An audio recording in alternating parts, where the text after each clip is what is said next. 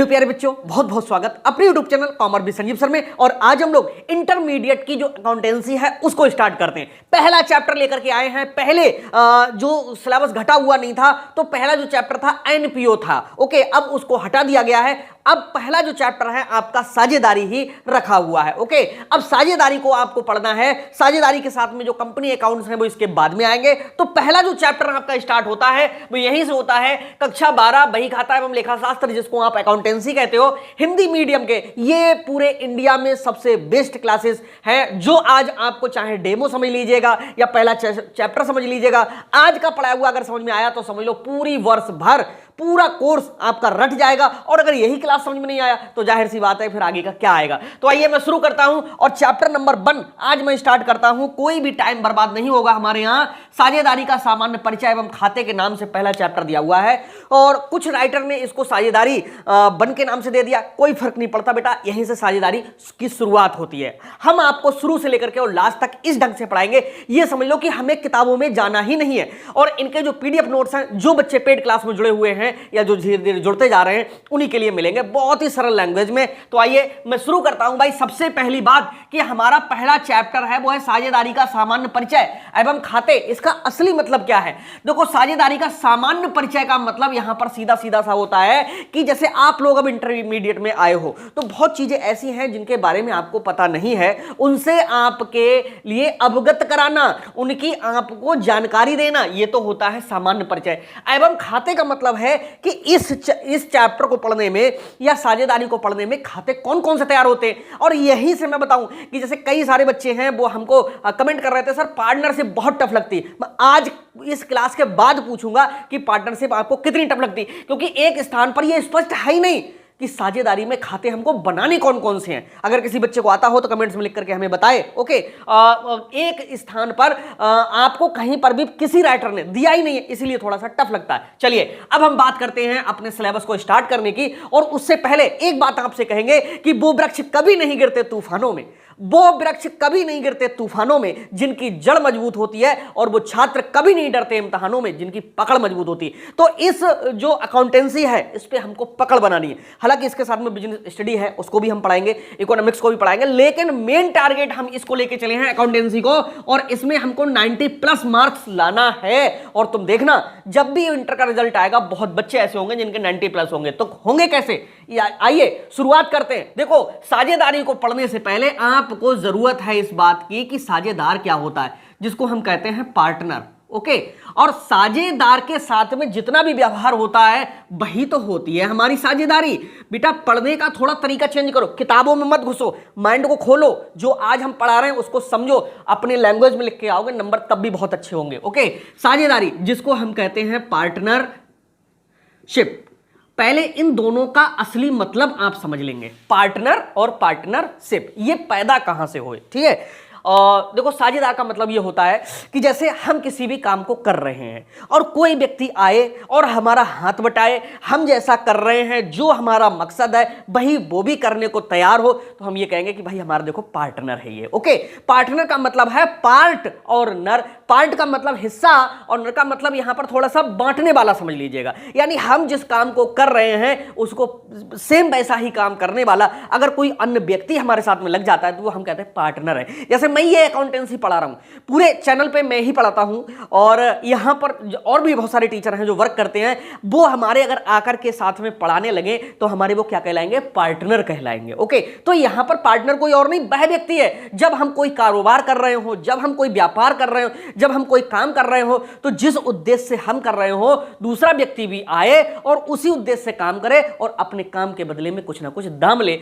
ऐसे व्यक्ति को हम क्या कहते हैं? पार्टनर कहते हैं। चलिए, पार्टनर द्वारा जो क्रियाएं की जाती हैं, जो कार्य किए जाते हैं, वही चीज हमारी बन जाती है क्या? साझेदारी। ठीक है, अंग्रेजी में इसको हम पार्टनरशिप कहते हैं, हिंदी में हम इसके लिए कहते हैं क्या? साझेदारी। तो दो चीजें तो बेटा क्लियर हुई कि पार्टनर क्या होता है, पार्टनरशिप क्या होती है। पार्टनर होता है कोई ना कोई व्यक्ति, कोई ना कोई संस्था, कोई ना कोई मतलब ऐसा इंसान जो दूसरे व्यक्ति के साथ में काम करता है। अब उनका जो समस्त कारोबार होता है वही हमारी जो कारोबार है वही हमारी क्या कहलाती है, साझेदारी। लेकिन ऐसे नहीं लिखेंगे। अब मैं बताऊं आपको पेपर में कैसे चलना है। चलिए हम तो आपको जड़ से लेकर के ही चलते हैं, क्योंकि सफलता जो मिलती है आपको मैं बताऊं तभी मिलती है जब किसी भी बच्चे को पूरा ज्ञान हो।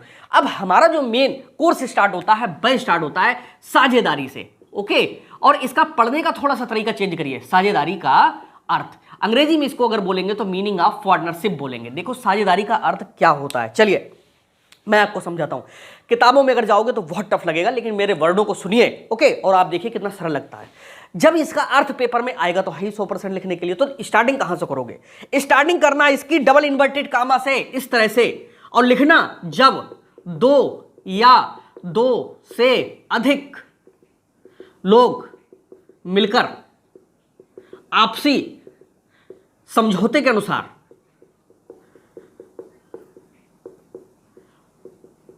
व्यवसाय संचालन में भाग लेते हैं और अपने अपने हिस्से का, मैं जल्दी में लिख रहा हूं, थोड़ा ऐसा वैसा लिखा जाएगा, आप समझ जाएंगे, सब होशियार बच्चे हैं। अपने अपने हिस्से का लाभ हानि आपस में बांटते हैं,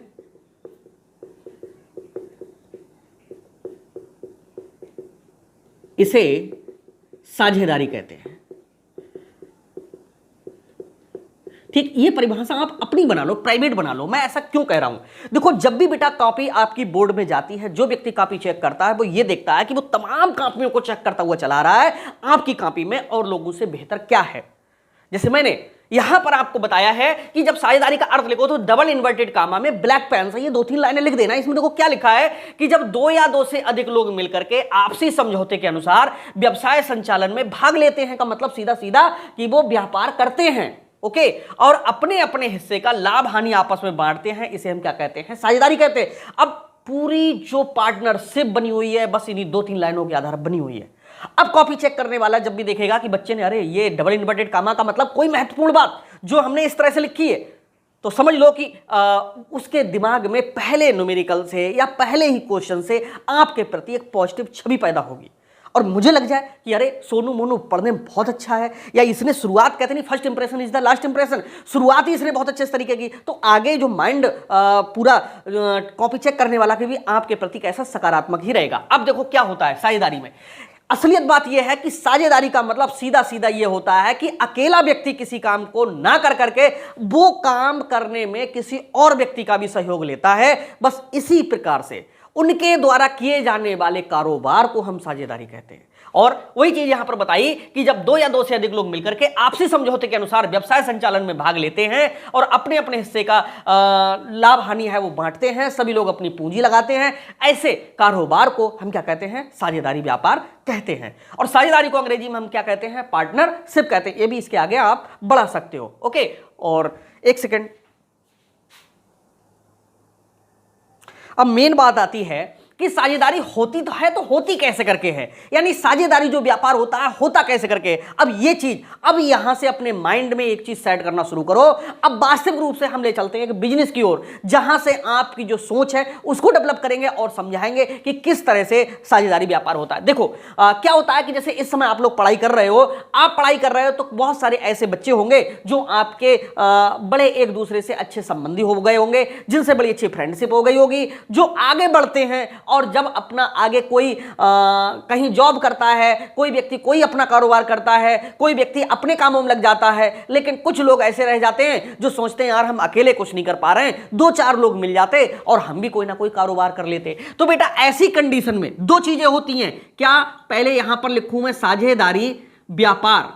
ओके, अब इसमें दो चीजें निकल करके आएंगी। एक तो आएगी पूंजी लगाना और दूसरा जो काम होता है वह होता है फर्म बनाना। ओके, फर्म बनाना। ठीक, अब यहां पर क्या होता है, जैसे मैं बोल रहा हूं, साथ साथ में पढ़ने वाले बच्चे हैं जो आगे दोस्ती का रूप लेते हुए चले गए, या एक दूसरे पर जिन पर भरोसा हो, जैसे ए है, बी है, सी है, डी है। अब ये 4 लोग हैं जो ए सोचता है यार मैं अकेला कुछ नहीं कर पाऊंगा, बी सोचता है कि मैं कर तो सकता हूं लेकिन मेरे पास में पैसे की कमी है, सी सोचता है यार कि एक बड़ा कारोबार हम स्टार्ट करेंगे लेकिन पता चला कि उसमें कुछ साथ वाले भी हों ऐसे। अब ये सब लोग मिलकर के अपना अपना पैसा लगाना चाहते हैं कहीं ना कहीं, जो कि एक पूंजी का रूप होता है। अब पूंजी किसे कहते हैं? व्यापार में लगा हुआ धन पूंजी कहलाता है। जैसे 11th में ये चीजें आपने पढ़ ली होंगी बेटा, मेरे पास में बहुत बच्चे ऐसे हैं जो जुड़ते हैं, बीकॉम में जुड़ते हैं, उनको असलियत में यही नहीं पता होता कि कॉमर्स है क्या। ये कमी बच्चों की नहीं है, ये कमी आपकी नहीं है, ये कमी उन टीचर्स की है जिन्होंने वास्तव में सही से आज तक ये समझा ही नहीं कि कॉमर्स है तो है क्या।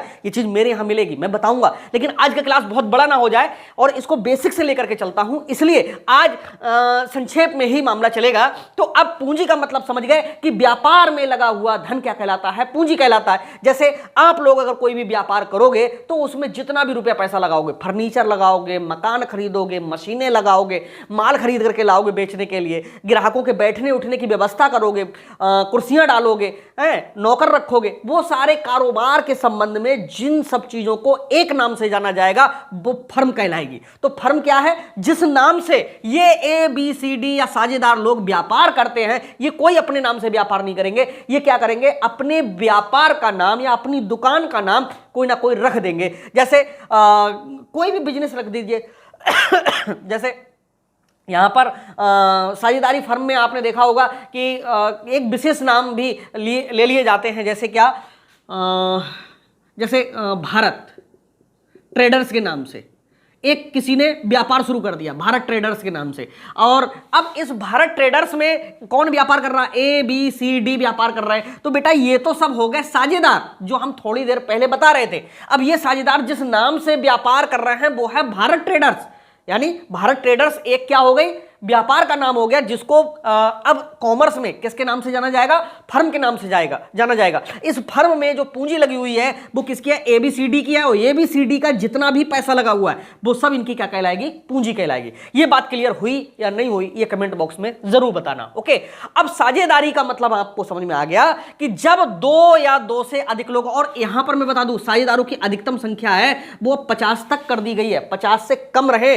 ओके, 50 तक रहे, 50 से ज्यादा अगर हो जाएंगे तो वो साझेदारी कैसी हो जाएगी? अवैध हो जाएगी। अब यहां पर समझिए कि जब 2 या 2 से अधिक लोग मिलकर के व्यापार को कोई भी नाम दे करके, जैसे भारत ट्रेडर्स हमने यहां पर नाम दे दिया, किसी भी व्यापार को नाम दे करके या फर्म के नाम से या फर्म बनाकर सॉरी बिजनेस करते हैं, तो इसी को हम कहते हैं क्या? साझेदारी व्यापार। अब उम्मीद है समझ में आ गया होगा। अब जो लोग हमसे जुड़े हुए हैं उनके लिए तो पीडीएफ नोट्स मिल ही जाएंगे। बाकी और बच्चे जुड़ना चाहते हो 9719811101 ऑफिस का नंबर है, जहां से आप ये पेड क्लास ज्वाइन कर सकते हो। ठीक है, यहां पर मैं अब आपके लिए बता दूं कि अब पेपर में आपको जो लिखना होगा वो पीडीएफ नोट्स में बिल्कुल आपको उतना मिल जाएगा, और जो बच्चे किसी कारणवश ज्वाइन ना कर पाए उनको मैं समझाता हूं कि वो पेपर में लिखेंगे कैसे। ये तो सब लिखोगे ही लिखोगे कि जब ये 2 या 2 से अधिक लोग मिलकर के आपसी समझौते के अनुसार व्यवसाय संचालन में भाग लेते हैं और अपने अपने हिस्से का लाभ हानि आपस में बांटते हैं, इसे साझेदारी कहते हैं। अब नई लाइन से आ जाओगे, नई लाइन से लिखोगे कि साझेदारी व्यापार एक ऐसा व्यापार है जिसमें 2 या 2 से, मतलब कम से कम तो 2 होना ही जरूरी है, 2 या 2 से अधिक लोग मिलकर के एक दूसरे के विश्वास के साथ में व्यवसाय संचालन का भाग करते हैं, व्यवसाय संचालन का कार्य करते हैं। सब लोग कारोबार में सहयोग देते हैं, सभी लोग एक दूसरे पर विश्वास करते हैं, सभी के द्वारा किए गए क्रियाकलाप जो होते हैं उनमें कोई भी व्यक्ति ऐसा नहीं होता जो आपस में मनमुटाव रखता है। जितने भी निर्णय लिए जाते हैं वो सब एक दूसरे की सहमति से लिए जाते हैं। ऐसे कारोबार को, ऐसे व्यापार को हम साझेदारी व्यापार कहते हैं। ओके, अब तुम्हारे दिमाग में भी कुल मिलाकर के ये बात तो फिर बैठ गई होगी कि साझेदारी किसे कहते हैं। उदाहरण के लिए जैसे हम सब लोग मान लीजिएगा कि कोई एक पुल बनाने का कार्य करते हैं, ठीक है, हम कंस्ट्रक्शन का काम करते हैं। अब हमने देखा कि मैं अकेला तो एक जो पुल का ठेका लूंगा मैं तो अकेला कर नहीं सकता, क्यों ना मैं एक फर्म बना लूं और फर्म में कम से कम नहीं 20-25 लोग रख लूं। कोई व्यक्ति देखेगा कि मजदूर कैसे काम कर रहे हैं, कोई व्यक्ति रॉ मटेरियल कहीं से लाएगा, कोई व्यक्ति है वो देखभाल करेगा, कोई व्यक्ति है वो नक्शा बनवाएगा, कोई व्यक्ति है वह मजदूरों की अटेंडेंस लेगा, रखेगा, कोई व्यक्ति है वह जितना रुपया आ रहा है जा रहा है इसका हिसाब किताब रखेगा। तो ये सब चीजें जब साथ में हमारे हो जाएंगी तो दिमाग पे बर्डन कम हो जाएगा, फायदा ज्यादा से ज्यादा होगा, क्योंकि हमारा कारोबार कैसा होगा, बड़ा होगा। जब बड़ा कारोबार होगा तो अकेला व्यक्ति नहीं कर सकता है, कई लोग मिलकर के, और वो इसलिए पूरे तन मन धन से काम करेंगे क्योंकि जितना मुनाफा ज्यादा होगा उनके हिस्से में उतना ही ज्यादा आएगा। तो इस तरह के व्यापार को हम कौन सा व्यापार कहते हैं, साझेदारी व्यापार कहते हैं। अब किताबों में नहीं मिलेगा, लेकिन एक टॉपिक बीच में मैं पढ़ाऊंगा कि साझेदारी की शुरुआत कैसे हुई, साझेदारी की क्या आवश्यकता है। चलिए ये भी समझिए। ओके, किताब में घुसने की जरूरत नहीं पड़ेगी, ऐसा आपके लिए पढ़ाऊंगा और समझ में भी पूरा पूरा आएगा। चलो अब हम बात करते हैं साझेदारी की आवश्यकता की। चलिए,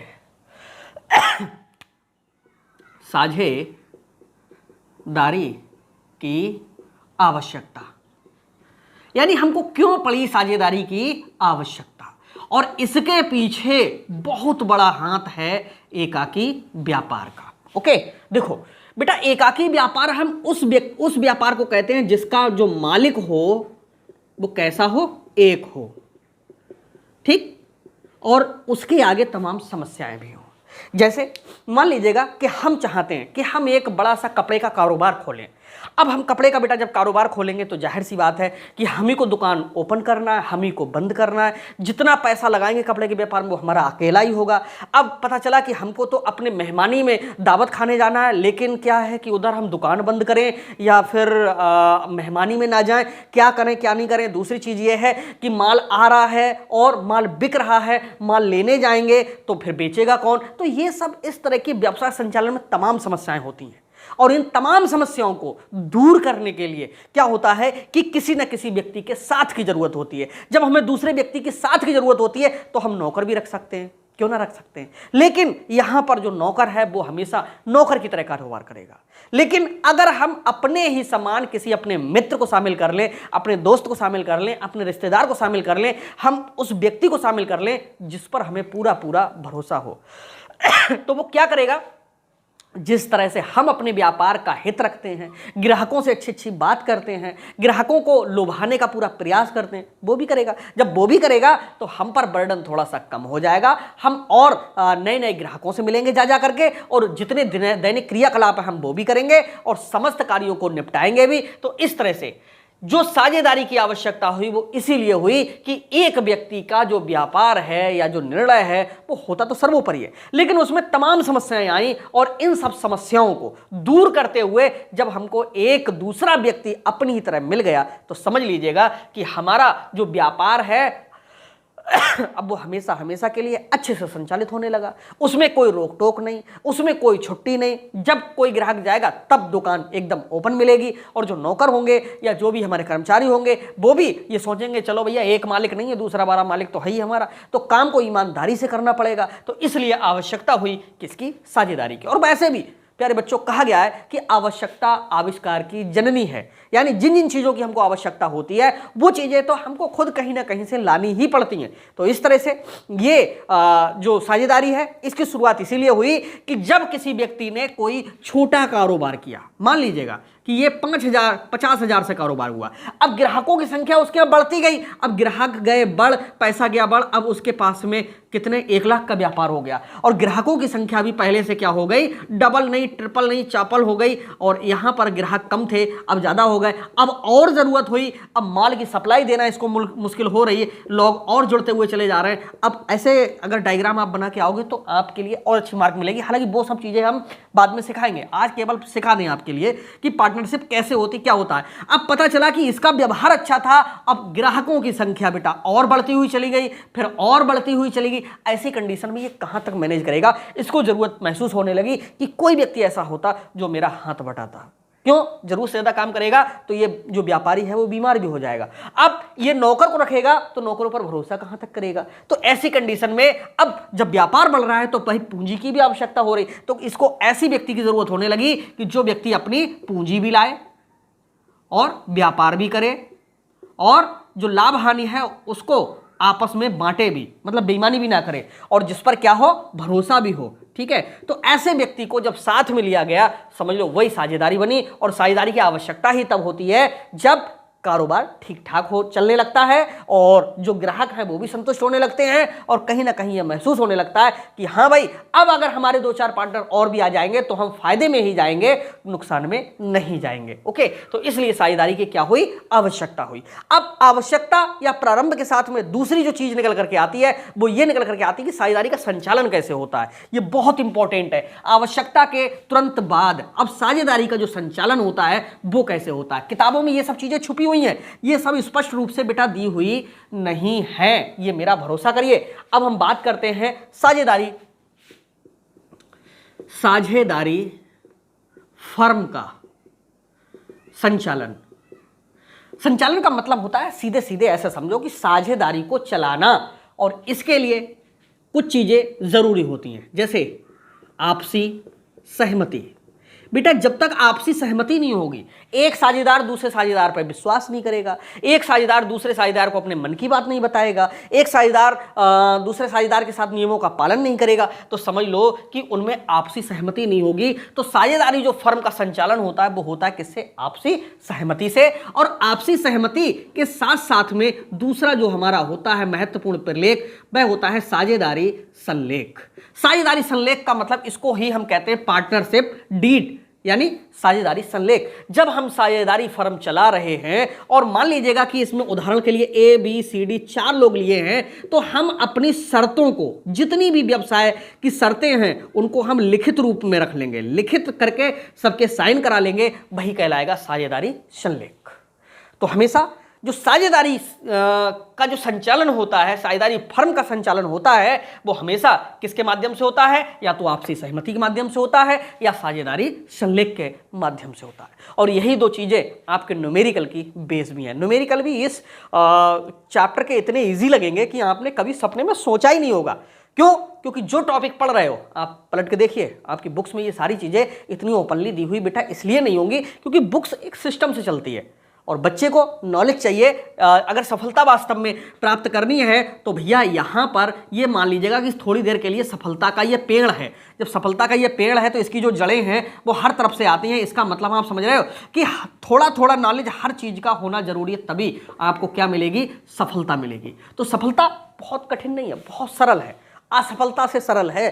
क्यों? असफलता से देखने में छोटी भी है। बस होता क्या है कि हमको बड़े से बड़े ताले को हथौड़े से नहीं तोड़ सकते, छोटी सी चाबी खोल देती है। वो छोटी सी चाबी ढूंढने की जरूरत है। ओके, अब यहां पर आपको उम्मीद है समझ में आ गया होगा कि साझेदारी फर्म का जो संचालन होता है केवल 2 बेस पे होता है। कौन कौन से? आपसी सहमति के बेस पे, आपस में तय कर लिए। जैसे मान लीजिएगा हम और 2-3 लोग आप मिलकर के व्यापार कर रहे हैं, सारी बातें एक दूसरे से बैठ करके किसी भी स्थान पर बैठ करके और आपस में तय कर लें कि यार चलो तुम ये करोगे, हम ये करेंगे, वो ये करेगा, और इसके साथ में सब लोग विश्वास से और प्रेम से काम करना शुरू कर दिए। समझ लो कि साझेदारी फर्म का संचालन शुरू हो गया। साझेदारी फर्म कुछ और थोड़ी नहीं, हमारे व्यापार का ही तो एक रूप है। यानी हम जो व्यापार कर रहे हैं, दुकान का जो नाम रख दिया है बस समझ लो वही एक फर्म हो गई। ठीक, अब यहां पर एक बात क्लियर ये हो गई कि आपसी सहमति से। दूसरा फिर ये क्या है? अरे आपसी सहमति ही है, लेकिन इसी के लिए हमने क्या, एक कागज पे लिख लिया और लिखने के साथ साथ में सबके दस्तखत कर लिए। अब कल को सी महोदय का दिमाग खराब हुआ, इन्होंने नियम तोड़ना शुरू किया, तो ए बी क्या करेंगे और डी कहेंगे भैया साझेदारी संलेख उठा के लाओ। इसको कहेंगे ले अनपढ़, तू पढ़ के देख, तूने किस पे साइन किए, क्या बातें तय हुई थी। तो इसमें लड़ाई झगड़े की नौबत खत्म हो जाती है। इसमें क्या होता है, इसमें कभी कभी कुछ लिखित नहीं होता है तो कोर्ट में भी जाना पड़ जाता है, लेकिन इसमें भी कोर्ट में जाना पड़ता है तो साझेदारी संलेख बहुत काम में आता है।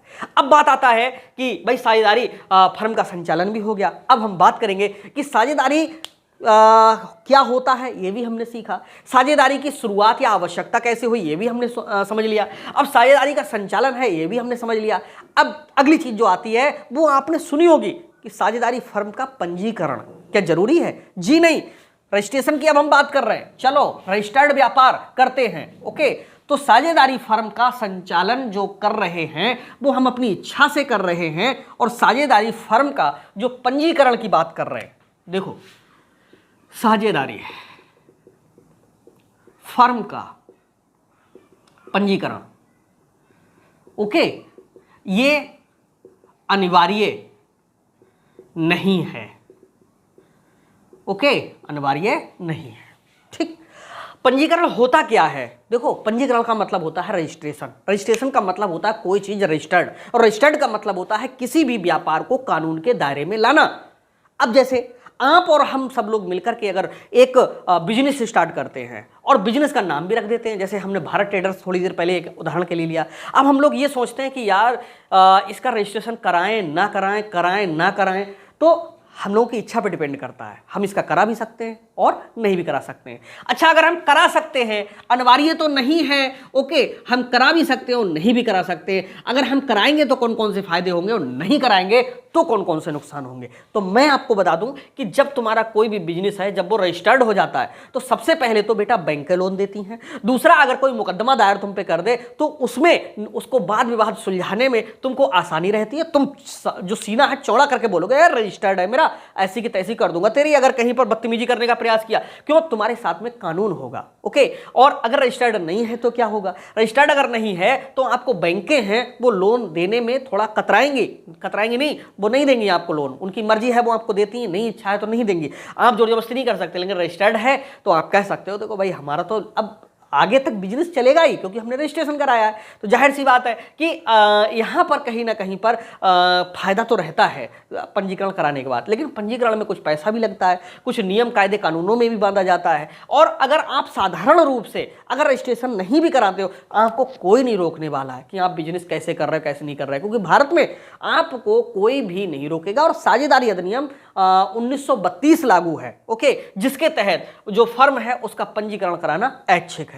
ऐच्छिक का मतलब जो साझेदार हैं उनकी इच्छा पर निर्भर करता है। जैसे हम और आप लोग मिलकर के कोई साझेदारी बिजनेस शुरू करते हैं, सोचते हैं अच्छा पहले चलो ट्राई कर लें, 2-4 साल चलेगा, नहीं चलेगा, चलेगा तो रजिस्ट्रेशन करा लेंगे, नहीं चलेगा तो नहीं कराएंगे। अच्छा फायदा होगा रजिस्ट्रेशन करा लेंगे, अच्छा फायदा नहीं होगा तो नहीं कराएंगे। ABCD में C वाला जो गड़बड़ कर रहा था वो अगर ज्यादा गड़बड़ करेगा निकाल के फेंक देंगे। रजिस्टर्ड होगा तो उसे दिक्कत भी पैदा होगी निकालने में। तो अभी तो जब तक रजिस्टर्ड नहीं है तब तक कहीं पर भी किसी निकाल सकते हो। तो बेटा साझेदारी फर्म का जो पंजीकरण है, उस पंजीकरण का सीधा सीधा सा मतलब जो हमारी साझेदारी व्यापार है, जो साझेदारी बिजनेस है, उसका रजिस्ट्रेशन कराने से या ना कराने से है, ओके। तो इतनी बात आपके समझ में आ गई होगी। अब हम अगले टॉपिक पे चलते हैं, और जो है साझेदारी का अंत या साझेदारी का समापन। ठीक है, अभी हम फिर से लौट के आएंगे, लेकिन हम सारी बातें बता दें पहले आपको। साझेदारी का समापन ये पेपर में जरूर आएगा, लेकिन या तो साझेदारी का समापन आएगा या साझेदारी फर्म का समापन। बच्चे ये सोचते हैं ये दोनों चीजें एक हैं, लेकिन मैं आपको आज पढ़ा रहा हूं। मैंने क्या क्या पढ़ाया है? सबसे पहले आपके लिए मैंने इसका परिचय कराया। साझेदारी क्या है? दो या दो से अधिक लोग मिलकर के आपस में व्यापार करते हैं, ऐसे के लिए हम साझेदारी कहते हैं। ये परिचय हुआ, इसका अर्थ भी हो गया, इसकी शुरुआत कैसे हुई, शुरुआत या आवश्यकता, इस पर भी हमने चर्चा की आपसे कि इसकी शुरुआत और आवश्यकता किस तरह से हुई है, प्रारंभ कैसे हुआ, क्या कारण थे। वही थे कि जब व्यापार बड़ा हो जाता है तो कैसे करके इसको संचालित करें। इसके साथ साथ में हमने आपके लिए पूंजी के लिए भी डिफाइन किया, और हमने आपको पूंजी के साथ में हमने फर्म का रूप भी समझाया कि फर्म क्या होती है, और इसके साथ साथ में इसका संचालन कैसे होता है, ओके, संचालन भी हमने समझाया। हमने आपको पंजीकरण समझाया। आप बुक उठा के देखिए, ये सारे टॉपिक वो हैं जो जड़ हैं साझेदारी की, जो हर बच्चे को पता होना चाहिए, जो बुक में आपको सब इधर उधर मिलेंगे, मतलब व्यवस्थित रूप से नहीं मिलेंगे। अब बात आती है कि भैया ये सब करने के बाद में साझेदारी तो चल गई, और चलने के बाद में 10 साल चली, 20 साल चली, 30 साल चली, यार कभी ना कभी उसका दी एंड भी तो होगा। तो इसको हम कहते हैं क्या? समापन। तो लास्ट में जो टॉपिक है वो हम पढ़ेंगे समापन। ठीक है, तो अब यहां पर जो हम बात कर रहे हैं वो है साझेदारी का समापन और साझेदारी फर्म का समापन। दोनों एक नहीं है, दोनों में अंतर है। देखो ABCD ये भारत ट्रेडर्स के नाम से फर्म खोल करके और बिजनेस कर रहे हैं। पता चला कि C भाग गया, यही गड़बड़ कर रहा है बहुत देर से। C भाग गया, और जब C भाग गया तो फिर साझेदारी का समापन कहलाएगा। यानी A, B और D रह गए। अब जो पहले की जो पार्टनरशिप चल रही थी वो खत्म हो जाएगी, क्योंकि एक व्यक्ति भाग गया, एक व्यक्ति गड़बड़ करने लगा, एक व्यक्ति दिवालिया हो गया, कहीं ना कहीं पर एक व्यक्ति ने गड़बड़ किया है। ऐसी कंडीशन में फर्म तो बनी रहेगी भारत ट्रेडर्स के नाम से, वो एक नालायक गड़बड़ी कर रहा है तो वही निकलेगा। अब पता चल रहा है कि जो C है उसकी मृत्यु हो गई, या बी है उसकी मृत्यु हो गई, काम तो सही कर रहा था, और जो ए है, सी है, डी है, ये लोग रह गए, ये भी कह रहे हैं कि नहीं आगे हम व्यापार नहीं करेंगे। ऐसी कंडीशन में भारत ट्रेडर्स के नाम से जो बिजनेस चल रहा था इसकी सब संपत्तियों को बेच दिया जाएगा, जितने भी कर्जे होंगे उनका भुगतान कर दिया जाएगा, और इसके साथ साथ में जो पैसा बचेगा वो इन सब में अपना अपना हिस्सा बंटवारा कर लिया जाएगा। इस तरह से ये कहलाती है साझेदारी फर्म का समापन। तो बेटा एग्जाम में दो में से दोनों टॉपिक भी आ सकते हैं, एक तो 100% आएगा ही। जब वो पूछे साझेदारी के समापन से आप क्या समझते हो, तो इस तरह से लिखना कि जब दो या दो से अधिक साझेदार मिलकर के आपस में एक दूसरे के समझौते के अनुसार या आपसी सद्विश्वास पर व्यापार करते हैं, और एक निश्चित समय सीमा तक व्यापार करने के बाद में या व्यापार करते करते वो अपनी इच्छा से जब साझेदारी व्यापार आगे करना बंद कर देते हैं तो इसे हम कहते हैं साझेदारी का समापन। ऐसी स्थिति में उनके द्वारा किए गए आपसी समझौते समाप्त हो जाते हैं, उनका अपना अपना हिसाब किताब है वो कर लिया जाता है, व्यापार है वो बंद कर दिया जाता है। ओके, और जो शेष साझेदार हैं वो अपनी इच्छा के अनुसार, अपनी सहमति के अनुसार फिर से व्यापार शुरू कर सकते हैं, क्योंकि साझेदारी का अंत हुआ है, फर्म का अंत नहीं हुआ। लेकिन साझेदारी फर्म का समापन क्या होता है? साझेदारी फर्म के समापन से आशय उस स्थिति से होता है जिसमें फर्म की संपत्तियों को बेच दिया जाता है। अब देखो, फर्म की संपत्तियां हैं तो इन्हीं लोगों की संपत्तियां, लेकिन इन्होंने जब किसी नाम से व्यापार करना शुरू कर दिया तो फिर वो सब संपत्तियां उसकी बन गई। ठीक है, वो संपत्तियां इसकी बन गई। तो इस तरह से ऐसी कंडीशन में जो फर्म का जो कारोबार होता है वो बंद कर दिया जाता है, संपत्तियां बेच दी जाती हैं, आपस में हिसाब किताब कर लिया जाता है, और इस तरह के पूरे क्रियाकलाप को हम क्या कहते हैं? हम साझेदारी फर्म का समापन कहते हैं। तो बेटा, साझेदारी की शुरुआत होती है किससे? एक अच्छे मुनाफा कमाने के उद्देश्य से, व्यापार को प्रारंभ करने से, और अंत होता है जब एक लंबे समय तक हम व्यापार करते रहते हैं और व्यापार करते करते करते करते एक लंबा वक्त बीत जाता है, कोई समस्या आ जाए, कोई साझेदार जो होता है वो हमारा साथ छोड़ करके चला जाए, या कोई दिवालिया हो जाए, किसी की मृत्यु हो जाए, या न्यायालय कह दे कि नहीं तुम्हारे फर्म का समापन होगा, तो समझ लो कि वहीं पर फर्म का क्या हो जाता है? समापन। अब फर्म के समापन की विधियां बहुत ज़्यादा पूछी जाती हैं, बहुत वेरी मोस्ट इंपॉर्टेंट है थ्योरी में, कि जो साझेदारी फर्म होता है उसके समापन की विधियां कौन कौन सी हैं। तो बेटा, न्यायालय द्वारा अनिवार्य समापन होता है, ऐच्छिक समापन होता है, कोई साझेदार की मृत्यु हो जाए इस कारण से भी समापन होता है, जब फर्म है उस पर कर्जा बहुत अधिक हो जाए यानी फर्म दिवालिया हो जाए तब भी समापन हो जाता है, और कोई फर्म अगर अवैध कारोबार कर रही हो तब भी फर्म का समापन हो जाए। ये सारी चीजें हम आगे पढ़ेंगे, लेकिन आज हमारा मेन मकसद था कि साझेदारी की शुरुआत से लेकर के और एंड तक की आपको जानकारी देना। उम्मीद है कि कुछ क्लियर हुआ होगा। इसके बाद अभी हम चलते हैं साझेदारी के प्रकार पर, लेकिन उससे पहले मैं एक बार फिर से पूरा का पूरा रिपीट कर दूं। सबसे पहले हम बात करते हैं परिचय की। परिचय का मतलब क्या होता है साझेदारी का? यानी कोई एक व्यक्ति अपना व्यापार कर रहा है, अब उसको व्यापार करते करते तमाम सफलता मिल रही, तो वो चाहता है यार मेरी तरह कोई एक व्यक्ति और आ जाता जो मेरा हाथ बटा देता। और ऐसी कंडीशन में वो कितने हो गए? 2 हो गए। वो 3 भी हो सकते हैं, वो 4 भी हो सकते हैं, वो 50 भी हो सकते हैं। तो जब 2 या 2 से अधिक लोग मिलकर के आपसी समझौते के अनुसार व्यापार करते हैं तो इस तरह के उनके व्यापार को हम क्या कहते हैं? साझेदारी व्यापार कहते हैं। और इनमें सबके द्वारा पूंजी लगाई जाती है, सबके द्वारा काम किया जाता है, सब लोग एक दूसरे पे विश्वास करते हैं, जो लाभ हानि होता है उसको आपस में बांटते हैं। इसी को हम कहते हैं साझेदारी, जो आपका परिचय था। अब अर्थ का नंबर आएगा। अब अर्थ और परिचय में अंतर है? अंतर है सर, बहुत बड़ा अंतर है। अर्थ का जब नंबर लिखने को आएगा तो आप लिखना कि जब 2 या 2 से अधिक लोग मिलकर के अपना अपना पूंजी लगाते हैं और व्यापार कारोबार संचालन में भाग लेते हैं, और समस्त लोग एक दूसरे पर सद्विश्वास रखते हैं, और सबको अपने अपने कार्य बांट दिए जाते हैं, और इसके साथ में एक जो संस्था बनाई जाती है जिसको हम फर्म कहते हैं उससे व्यापार करते हैं, ऐसे के लिए हम क्या कहते हैं? साझेदारी कहते हैं। अब इसकी शुरुआत या आवश्यकता कहाँ से हुई? शुरुआत या आवश्यकता व्यवसाय संचालन के बाद से हुई, और इसमें बहुत गुण छिपे हैं एकाकी व्यापार के। जब एक व्यक्ति कारोबार करता था तो उसे तमाम समस्याएं आती थी, तो उसने सोचा यार मेरे व्यवसाय संचालन में कोई और लोग भी हिस्सा बांटना शुरू कर दे और मेरा काम भी बांट ले आपस में। तो इस तरह से ये इसकी आवश्यकता हुई। अब इसमें जितना पैसा लगता है, जब हम कह रहे हैं कि कोई और भी आ जाए और वो हमारा हिस्सा बांट ले, हमारे यहाँ पर अपना अपना कारोबार कर ले, हमारा सहयोग कर दे, तो वो जो कुछ भी पैसा लाएगा वो उसकी क्या कहलाएगी? पूंजी कहलाएगी। यानी व्यवसाय में लगा हुआ धन होता है वो क्या कहलाता है? पूंजी कहलाता है। अब फर्म क्या होगी? अब जब अकेले हम व्यापार कर रहे थे तो हम अपने नाम से व्यापार कर सकते थे। जैसे ये कॉमर्स में संजीव सर चैनल है, ये किसका है? ये हमारा चैनल है, तो हमने अपना नाम दे दिया। पता चला 4 टीचर और होते तो हमको रखना होता, क्या कॉमर्स क्लासेस ही नाम से चाहे रखना होता, हम अपने अकेले नाम से नहीं कर सकते। ओके, अच्छा हम अपने अकेले नाम से कर सकते हैं तो अन्य लोगों के साथ में क्या होता है कि उनकी सहमति जरूरी है। तो इस तरह से वो बनती है फर्म। फर्म का मतलब है कि किसी अपने नाम से व्यापार ना करके किसी और नाम से व्यापार करना, ठीक है। और इसके बाद में क्या है, संचालन। संचालन का मतलब होता है विधिवत रूप से चलाना, जिसमें कोई रुकावट ना आए। तो उसके लिए आपको पता है कि या तो साझेदारी संलेख होगा या आपस में सहमति विश्वास बना हुआ होगा। जैसे एक परिवार में 4 भाई हैं, बड़े प्यार से रहते हैं, जिंदगी भर रहते हैं, कभी झगड़ा नहीं होता है। लेकिन पता चला कि पड़ोसी सोचे कि नहीं इनके परिवार में दखल कर देंगे, फौरन झगड़ा हो जाता है। क्यों हो जाता है? क्योंकि उनमें आपस में प्रेम है, आपस में सद्भाव है, आपस में विश्वास है, बाहरी व्यक्ति का हस्तक्षेप पसंद नहीं है, इसलिए हो जाता है।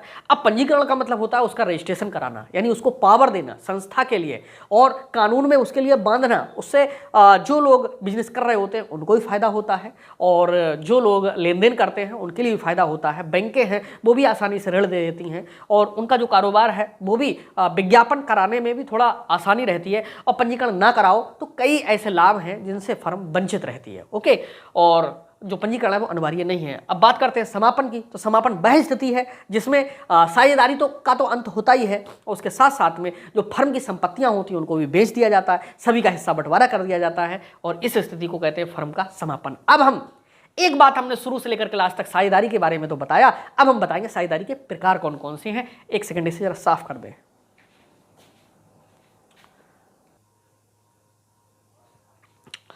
चलिए, इसके साथ साथ में अब अगला टॉपिक हमारा बहुत महत्वपूर्ण आता है, वो है साझेदारी के प्रकार। अगर साझेदारी के प्रकार आपको पता चल गए तो समझ लो कि साझेदारी का एक बड़ा पार्ट आपको और पता चल जाएगा। हालांकि इसकी जो विशेषताएं हैं, इसके जो लाभ हैं, इसके जो गुण हैं, ये दोष हैं, अगले क्लास में बताएंगे। लेकिन आज के क्लास में साझेदारी के प्रकार तक ही हम रखेंगे और उम्मीद है कि यहां तक का पूरा आपका अच्छे से कवर हो जाएगा। 2 क्लास में साझेदारी का एक बड़ा पार्ट आपका 100% कवर हो जाएगा। ओके, तो हम यहां पर समझते हैं साझेदारी के प्रकार, जिसको हम कहते हैं टाइप्स ऑफ पार्टनरशिप, साझेदारी के प्रकार। अब देखो, जो पहला प्रकार होता है इसके जो मुख्य रूप से है वो बेटा 8 प्रकार होते हैं और 8 प्रकार के बारे में आपको जानकारी होना बहुत जरूरी है। सबसे पहला जो प्रकार होता है वह होता है सामान्य साझेदारी। सामान्य साझेदारी, ये सामान्य साझेदारी का मतलब यहां पर सीधा सीधा सा उस साझेदारी से होता है जिसमें कई सारे पार्टनर्स मिलकर के सामान जल रूप से लाभ कमाने के उद्देश्य से व्यापार में जुड़ते हैं, तो उसे हम कहते हैं सामान्य साझेदारी। तो सामान्य साझेदारी में क्या होता है, कपड़े का व्यापार हो सकता है, लोहे का व्यापार हो सकता है, किराने का व्यापार हो सकता है, कोचिंग संस्थान हो सकते हैं, मतलब कोई भी व्यापार हो सकता है, कोई भी बिजनेस हो सकता है। सीधा सा इसका उद्देश्य होता है कि जैसे और सब लोग काम कर रहे हैं वैसे हम कर रहे हैं। जैसे इस समय इलेक्ट्रॉनिक उपकरणों का बहुत ज्यादा मार्केट में बोलबाला है, सब कुछ इलेक्ट्रॉनिक उपकरणों के माध्यम से ही, यहां तक कि ये क्लास है वो आपके पास में पहुंच रहा है, ये भी इलेक्ट्रॉनिक उपकरण के माध्यम से पहुंच रहा है। तो ऐसी कंडीशन में हमको पता है कि मार्केट में इलेक्ट्रॉनिक की कोई भी शॉप अगर हम ओपन कर देंगे तो वो हमारी आराम से चल जाएगी। और इस उद्देश्य से हमने क्या हुआ कि 3-4 लोग मिले और बिजनेस शुरू कर दिया। तो ये हमारी कहलाएगी सामान्य साझेदारी। दूसरे नंबर पे होती है बेटा वो होती है विशिष्ट साझेदारी।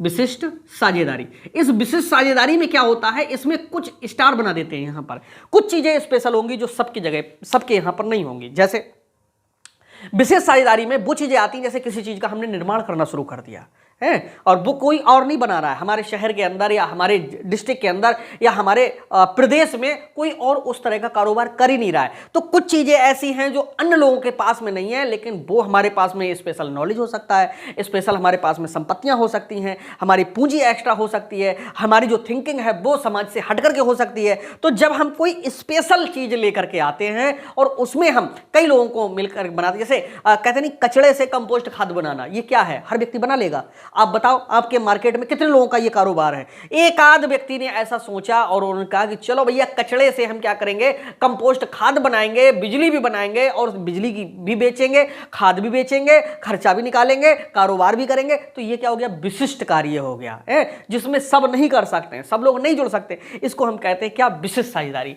तीसरे नंबर पे होती है हमारी वैध साझेदारी। वैध साझेदारी। अरे वह साझेदारी जो एकदम कानून के अकॉर्डिंग होती है उसको हम कहते हैं वैध साझेदारी। इसमें क्या होता है, साझेदारों की जो संख्या है वो भी 50 से कम होती है। जो कारोबार होता है वह नियमानुसार होता है। इनकी जो पूंजी लगी हुई होती है उसका पूर्ण रूप से अभिलेख हैं, जो खाते हैं वो भी सही से मेंटेन किए जाते हैं, कोई भी घपलेबाजी नहीं की जाती। तो ऐसी साझेदारी को हम कहते हैं वैध साझेदारी। और सामान्य से वैध में क्या अंतर है? देखो, सामान्य साझेदारी का रूप ही वैध वाली हो सकती है यदि सामान्य साझेदारी को नियम, कायदे, कानून के अनुसार चलाया जाए तो। ओके, लेकिन सामान्य और वैध दोनों में थोड़ा सा अंतर भी है। सामान्य का मतलब कोई भी कारोबार लेकर के और बैठ गए, सामान्य साझेदारी है। वैध साझेदारी का मतलब है कि सब कुछ नियमानुसार। इसमें एक दो चीजें बिना नियम के भी हो सकती हैं। ओके, और जैसे व्यापार का जो अपना रूप होता है उसमें होता है कि नहीं भैया हम ऐसा है कि रात में बिजनेस नहीं करेंगे, 24 घंटे। आपने देखा होगा बहुत से बिजनेस ऐसे हैं जो 24 आवर्स चलते हैं, लेकिन सब 24 आवर्स नहीं चलते हैं। पता चले कि 24 आवर्स जो बिजनेस है वो अनुमति लेकर के चलाए जाते हैं और तुमने अनुमति ली नहीं। जब अनुमति नहीं ली तो वो सामान्य साझेदारी हो सकती है। अनुमति अगर लेकर के और तब बिजनेस कर रहे हैं तो वो वैध हो जाएगी। तो बेटा थोड़ा सा अंतर है, यही चीजें तुम्हें सिखानी है, एमकॉम तक जाना है। ओके, नीचे नहीं रुकना है। अब चलती है अगली, अवैध साझेदारी। अवैध साझेदारी का मतलब है कि जिसका कारोबार कानून के अनुसार ना हो, अवैध साझेदारी है। ओके, और उसमें कहीं ना कहीं पर कानूनी अड़चने हैं, उनका पालन ना हो रहा हो, ऐसे साझेदारी को हम अवैध साझेदारी कहते हैं। इसमें क्या है, जो साझेदारों की संख्या है वो मान लीजिएगा जैसे 51 हो गई तो समझ लो अवैध हो गई। ठीक है, अवैध का मतलब जो वैध नहीं है, जिसको कानून मान्यता नहीं देता है। तुम चोरी छुपे चला रहे इसके लिए तो चलाओ, ठीक, लेकिन है कैसा, अवैध है। अब इसके साथ में 5वें नंबर पे अगली आती है ऐच्छिक साझेदारी। ऐच्छिक साझेदारी का मतलब सीधा सीधा होता है कि जितने भी साझेदार हैं उनकी इच्छा पर सब कुछ डिपेंड करता है। ठीक, वो अपनी मर्जी के मालिक हैं, वो जैसा चाहते हैं वैसा करते हैं। ओके, और उनके कोई लिखित में नहीं है, जो कुछ भी है वो उनकी इच्छाओं पर निर्भर करता है। उनकी जब तक मर्जी है साथ बिजनेस करेंगे, जिस दिन मन में आएगा हिसाब किताब पूरा कर लेंगे। तो ऐसे हम कहते हैं ऐच्छिक साझेदारी। और 6 नंबर पे है अनिश्चितकालीन। अनिश्चितकालीन साझेदारी, वह साझेदारी जिसको एक लंबे समय के लिए स्थापित कर दिया गया हो, जिसमें कोई एक फर्म बना दी गई हो। ओके, और इसमें क्या होता है, अनिश्चितकालीन साझेदारी में इसमें व्यापार की जब एक बार स्थापना हो जाए तो यह माना जाता है कि अनंत काल तक बिजनेस है वो चलता रहेगा। ओके, तो इसको हम कहते हैं अनिश्चितकालीन साझेदारी। इसके बाद में होती है 7वें नंबर पे, चलो पहले सीमित दायित्व बताएं। सीमित दायित्व साझेदारी, ये दायित्व क्या मतलब क्या होता है? ये दायित्व,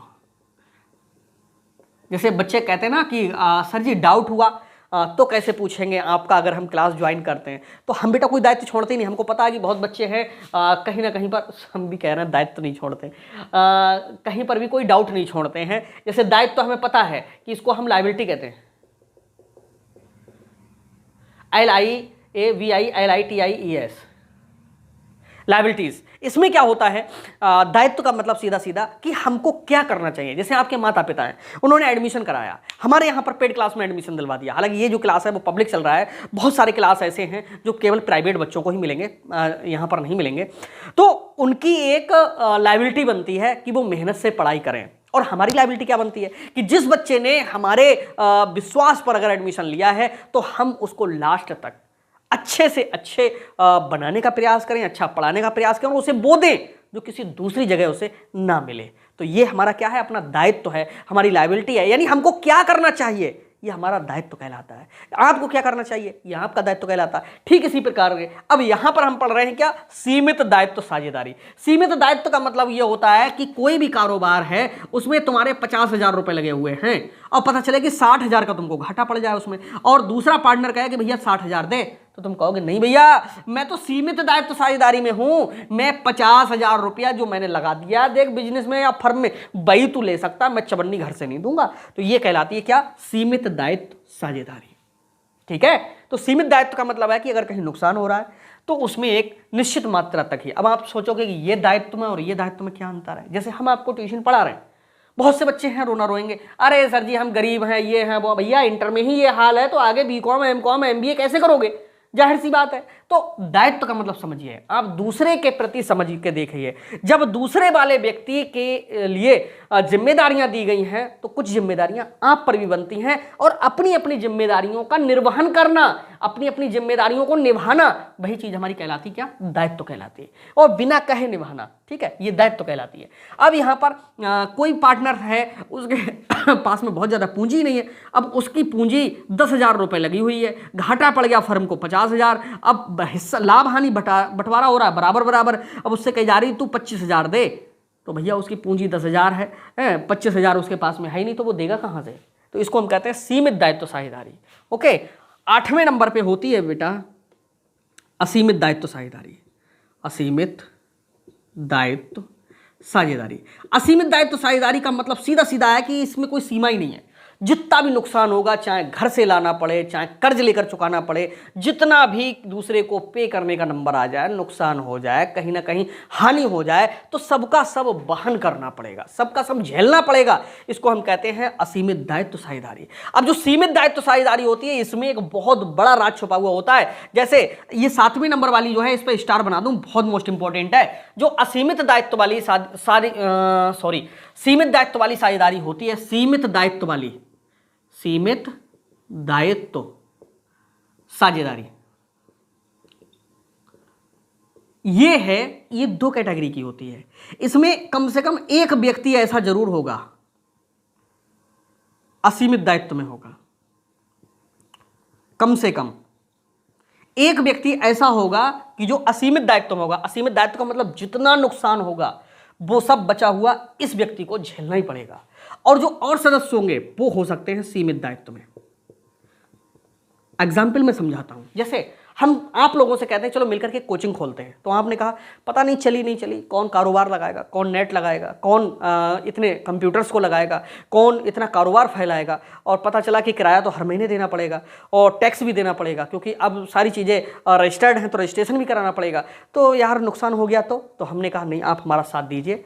आप अगर 5,000 रुपये हमारे यहाँ लगा रहे हो या 20,000 लगा रहे हो, तो ऐसा करना कि तुम नुकसान मत उठाना।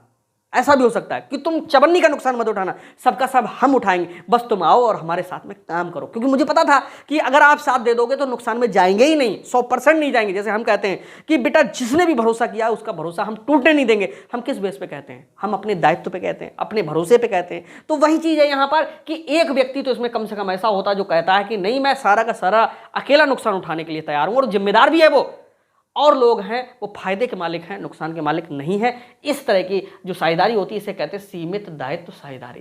यानी सीमित दायित्व का मतलब है कि जो और साझेदार हैं उनके दायित्व सीमित होंगे, एक व्यक्ति ऐसा होगा जिसका असीमित होगा। और साझेदारी का जो दायित्व होता है असीमित होता है। इसका मतलब क्या है कि कभी भी ऑप्शन में अगर पूछ ले कि साझेदारी का दायित्व होता है, दायित्व का मतलब अगर नुकसान हो गया तो कितना भरना पड़ेगा? जितना हुआ है सबका सब भरना पड़ता है साझेदारों को। ओके, तो दायित्व कैसा है? असीमित है। कंपनी व्यापार का दायित्व कैसा होता है? सीमित होता है। जितना पैसा कंपनी में लगाओगे वही डूब सकता है, चवन्नी घर से नहीं जाएगी। पार्टनरशिप अगर करोगे तो अगर ज्यादा नुकसान हो गया तो घर से भी देना पड़ जाता है, जो पैसा लगाया वो तो डूबता ही डूबता है, घर से भी देना पड़ जाता है। तो ये सब चीजें हैं। आज पार्टनरशिप का हमने पहला क्लास पढ़ाया। कैसा लगा? अगर आज का क्लास थोड़ा सा भी अगर समझ में आया होगा, हालांकि आज बहुत विधिवत तरीके से मैंने समझाने का जो प्रयास है वो किया था, हालांकि जो हमारे पेड क्लास हैं इससे भी कई गुना बेस्ट चलेंगे। तो कैसा लगा आज का आप जरूर बताइएगा। अगर आप हमारे यहाँ जुड़ते हो तो मैं आपसे भी ये वादा करता हूँ कि आपको सबसे कम फीस में सबसे अच्छे तरीके से पढ़ाया जाएगा, और ऐसा पढ़ाया जाएगा कि आपको सारा का सारा माइंड में वैसे ही सेट होता हुआ मिलेगा जैसा आज मैंने पढ़ाया होगा। तो कुछ ना कुछ चीज़ें ऐसी होंगी जो आपको नहीं मिली होंगी और समझ में भी खूब आई होंगी। तो कमेंट में ज़रूर बताना। मिलते हैं नेक्स्ट क्लास में, तब तक के लिए बाय बाय।